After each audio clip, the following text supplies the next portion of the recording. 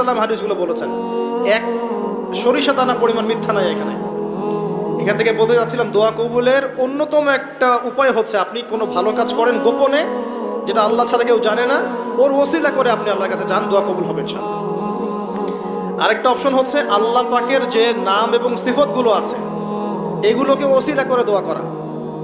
যেমন, আল্লাহ তোমার রহমান নামের ওসিলায় আমি তোমার কাছে দয়া চাচ্ছি, তোমার আল গফুর নামের ওসিলায় আমি ক্ষমা চাচ্ছি, তোমার আর রাজ্জাক নামের ওসিলায় আমি রিজিক চাচ্ছি, ওয়াহাব নামের ওসিলায় আমি সন্তান চাচ্ছি, ইত্যাদি।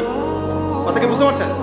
যে নামের সাথে যে বিষয়টা যায় এটা ওসিলা করে আপনি দোয়া করলে ইনশাআল্লাহ তাআলা আপনি আপনার ফলাফল পাবেন।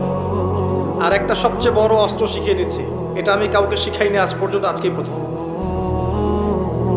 এবং আমি আমার জীবনে দেখেছি